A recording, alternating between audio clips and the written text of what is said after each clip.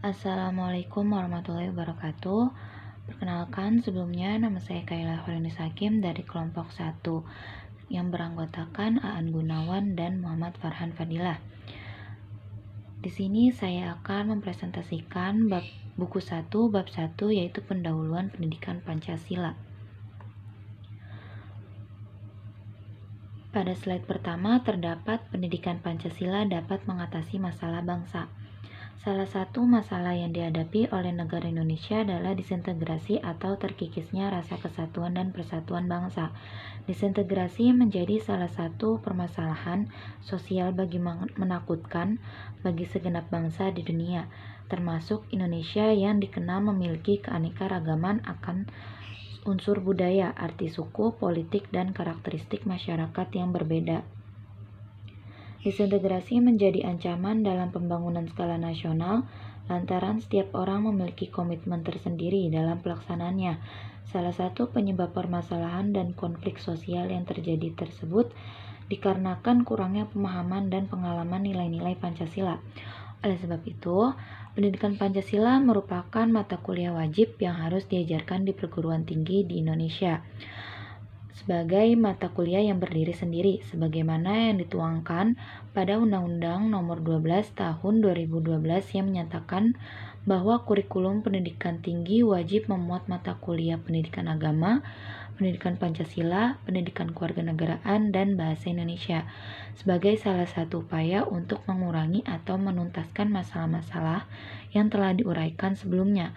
Mata kuliah pendidikan Pancasila dimaksudkan untuk membina pemahaman dan penghayatan mahasiswa mengenai ideologi bangsa Indonesia, yaitu sebagai ruh dalam membentuk jati diri mahasiswa dalam mengembangkan jiwa profesionalitas mereka sesuai dengan bidang studi masing-masing.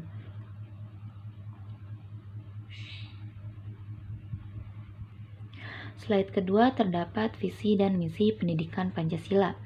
Adapun visi dan misi mata kuliah pendidikan Pancasila.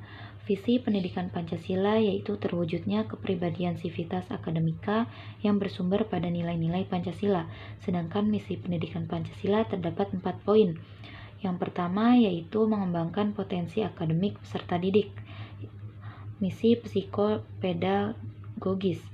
Yang kedua yaitu menyiapkan peserta didik untuk hidup dan berkehidupan dalam masyarakat, bangsa, dan negara. Itu misi psikososial. Yang ketiga yaitu membangun budaya berpancasila sebagai salah satu determinan kehidupan, misi sosiokultural. Yang terakhir yaitu yang keempat, mengkaji dan mengembangkan pendidikan Pancasila sebagai sistem pengetahuan terintegrasi atau disiplin ilmu sintetik (scientific discipline) sebagai misi akademik. Adapun beberapa kesan mahasiswa yang menganggap bahwa pendidikan Pancasila kurang penting dikarenakan tidak relevan dengan program studinya. Sebenarnya jika dicermati dengan seksama, pendidikan Pancasila sangat diperlukan bagi mahasiswa dalam membentuk karakter yang profesional dan bermoral, dikarenakan tantangan perkembangan zaman membuat segala sesuatu berubah, terutama budaya. Oleh karena itu, pendidikan Pancasila dimaksudkan agar bangsa Indonesia tetap sadar akan identitasnya sebagai bangsa Indonesia yang berdaulat, sekaligus menjadi pembeda antar satu bangsa dengan bangsa yang lainnya.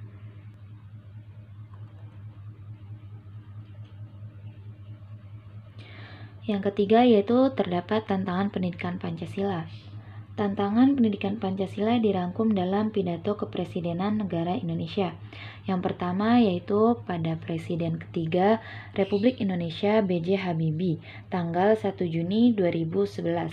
Habibie mengatakan kegembiraannya dengan lahirnya era reformasi dan kemajuan kehidupan demokrasi, akan tetapi mengajak seluruh bangsa Indonesia untuk merenungkan di mana Pancasila berada pada kondisi ini.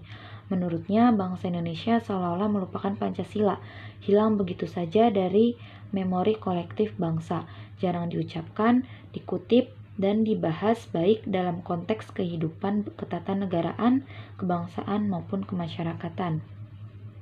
Hal ini terjadi karena yang pertama yaitu situasi dan lingkungan kehidupan bangsa yang telah berubah baik di tingkat negara, regional, maupun global. Yang kedua yaitu euforia reformasi sebagai akibat dari traumatisnya masyarakat terhadap penyalahgunaan kekuasaan di masa lalu yang mengatasnamakan Pancasila. Yang kedua yaitu Presiden kelima Republik Indonesia yaitu Megawati Soekarno Putri.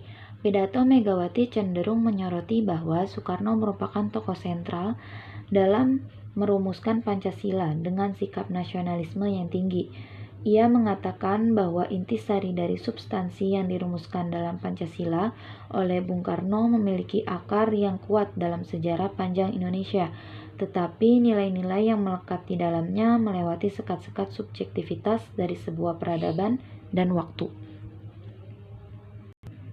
Pidato Presiden yang keenam yaitu Susilo Bambang Yudhoyono pada tanggal 1 Juni 2011. Pidato SBY di satu sisi membanggakan Bung Karno, akan tetapi di sisi lain mengingatkan kepada seluruh bangsa Indonesia bahwa masih banyak terdapat pendiri bangsa lain yang turut serta memberikan sumbangsi ide, gagasan sehingga terjadi kesepakatan tentang Pancasila.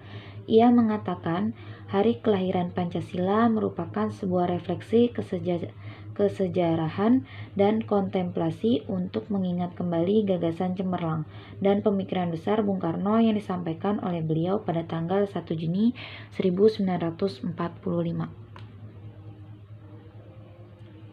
Pada presentasi kali ini terdapat kesimpulan, yaitu pendidikan Pancasila sangatlah penting karena pendidikan Pancasila tercantum pada Undang-Undang Nomor 12 Tahun 2012 yang menyatakan bahwa pendidikan Pancasila termasuk ke dalam pendidikan tinggi wajib dalam mata kuliah, dan juga pendidikan Pancasila ini mampu mengatasi masalah-masalah bangsa. Sekian presentasi dari kelompok 1, kurang lebihnya mohon maaf. Wassalamualaikum warahmatullahi wabarakatuh.